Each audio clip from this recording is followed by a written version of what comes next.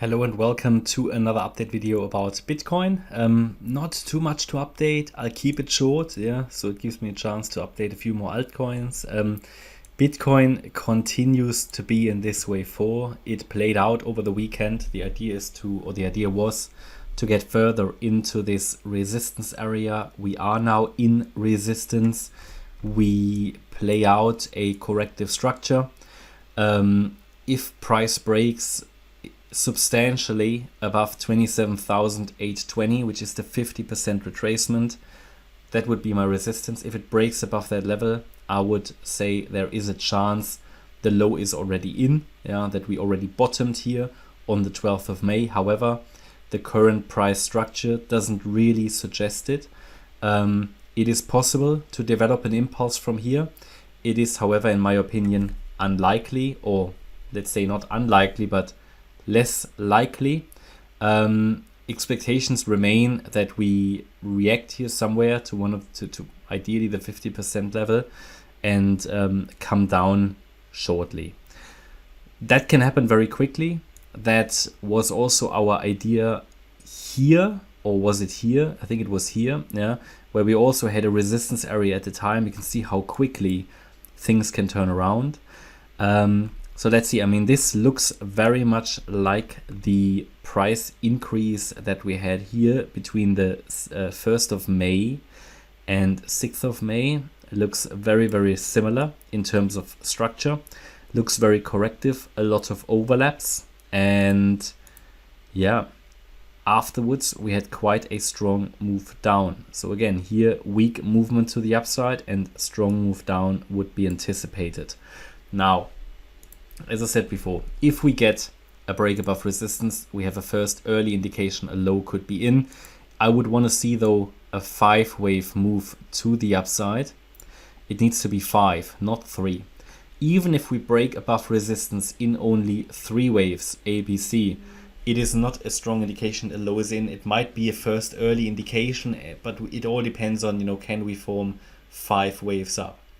And as long as we cannot form 5 waves up, there is not really any strong evidence that we have bottomed. So hopefully that comes across. But if we get 5 up, ideally through resistance, if we get 3 down afterwards, that would be another tradable setup for a pullback trader. But then we can also, from an analysis point of view, confirm that we have bottomed. At the moment, expectations are still for a continuation to the downside, and we're looking here somewhere at the area around the 25.3k level. That would be ideal, maybe a little lower, but that would be ideal.